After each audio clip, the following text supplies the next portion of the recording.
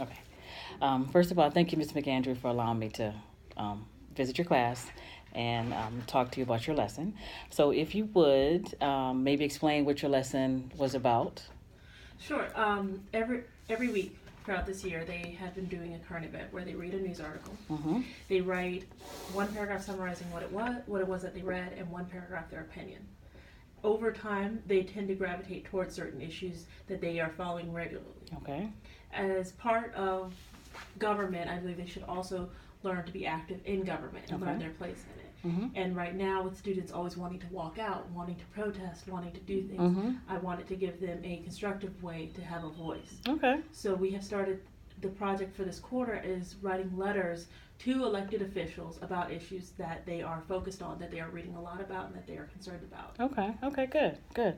Can you describe the class that I observed? Sure. Just in a general description.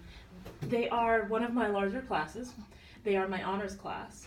They are my lower level honors class. Okay. Many of them probably did well in U.S. history, but did not have the skills to be self-directed as Okay. my other honors class. So they still need a lot more teacher-led instruction.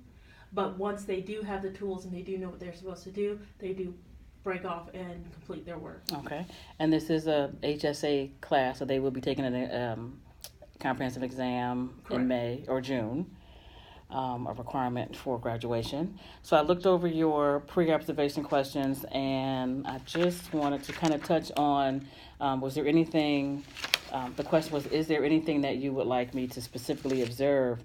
And you wanted me to specifically look at how you scaffold the lesson and how you release students to do the work, and you weren't sure with your directions, so that when you give them instructions on things to do, whether or not it's clear enough for them to follow through on them. Correct. Sometimes I'm not sure if it's I'm not being clear or if they're distracted on their cell phone and not hearing. Okay. So a lot of times I'll give them an assignment. I ask, do we have any questions? Do we need any follow-up? I go around and provide support. Mm-hmm. And then it's there that I'm hearing the same question over and over from people. So I don't know whether it's I'm not being clear or whether they're just Okay. not Okay. focused with the instruction we're given. Okay, okay. So I did come in to see the lesson. It was a pleasure. I always enjoy coming into your classroom. And the kids did seem to, they were behaved and everything like that. But I was just wanted to just touch base and looking at your reflection on the lesson. One of the questions is, did the students learn what you expected them to learn? How do you know? If you do not know at this point, when will you know, and what would the evidence be? So my question is, during the peer editing, because you were going over a response to a question or a letter that a student had wrote, and the students were going to peer edit each other's work. During the peer editing process, what was their students' conversation like as they were actually doing the activity? The first time that I did it with another class, I realized that what they started to do was they would start to talk to the person who was reading their lesson. Okay. And I had to tell them to not do that because when they talk to each other, Mhm. then that influences the reader's perception. Okay. And I had to explain to them when the letter is sent, your words stand alone. You're not there Oh, okay. in order to influence the reader. So I had to make sure that was broken up. They were very engrossed on the lesson, Okay. and that's usually a sign that they are taking it seriously. Is when the bell rings and they're like, "Wait, it's time to go now." Okay, okay. That's usually a good sign. Okay. I will know how well that they have done when I start to get the final drafts back. Okay. I've asked them to type up their final drafts and send them to me early, so that way then I can look over them and provide them any further Okay. edits and any further feedback. that they And use. was this the first draft? This is the first The draft. first draft, okay.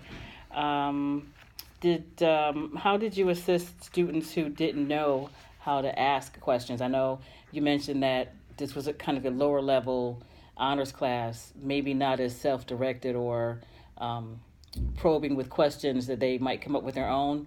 How did that instance come up, and how did you address that? Well, I had some students who didn't come in with a rough draft written. Oh, okay. So for them, I had to go to them. I went around to them and provided one-on-one. Okay, what was the issue you were looking at? Okay, let's go over. Who do you think you could write this to? Oh, Pick okay. someone. Okay. And then I kind of led them in, okay, what are some things that you could look up? I had one student who wanted to write about immigration, not necessarily DACA, Mm-hmm. but how immigrants are vital. So making sure it was personal. I always tell them make it personal because the more personal it is, Mm-hmm. that lets them know, hey, there's a real person behind this legislation. Okay. So I actually talk to my students a lot about my own family, Mm-hmm. and I mentioned to the student, I said, well, there's the Bracero program. Mm-hmm. You want to talk about how valuable immigrants are? Research the Bracero program and what it did. And he said, well, I want to also talk about my dad. He works hard and he pays his taxes. Mm-hmm. And I said, well, that's good. I said, talk about all those things. Also look at who historically have been immigrants in this country. So kind of giving them those leading questions Okay. to go Okay. off and then research. Because I don't want to give them the whole thing. Right, They'll always right. ask me for the whole thing. And for the most part, they're responsive Yes. to those directions. Okay. Okay. Let's see. So, question 4 was, what have you done to promote a culture of learning in your classroom?